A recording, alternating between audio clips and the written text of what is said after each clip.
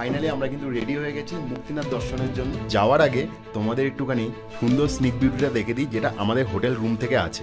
রাস্তা কিন্তু এখন খারাপ, কিন্তু পাহাড়গুলো দেখো, মাউন্টেন গুলো দেখো, ওইদিকে স্নো ক্লাব মাউন্টেন আর এদিকে দেখো পুরো মনে হচ্ছে যেন ধূসর কালারের মাউন্টেন।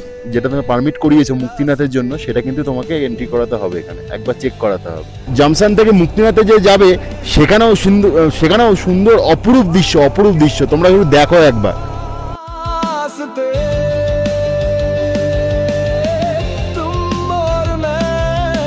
30 কিলোমিটার স্পিডে যাচ্ছি, কিন্তু তোমরা বুঝতে পারবে আমাদের পুরো একদম এরকম পুরো হেলিয়ে দিচ্ছে মনে হচ্ছে এত।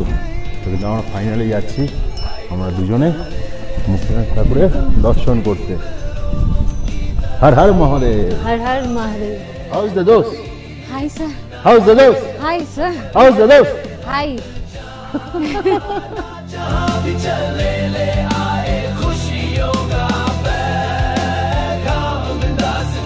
একটা ইনফরমেশন দেওয়া ছিল, তোমরা যদি এখানে ঠাকুরকে ভোগ দিতে যাও না বা পুজো দিতে যাও না,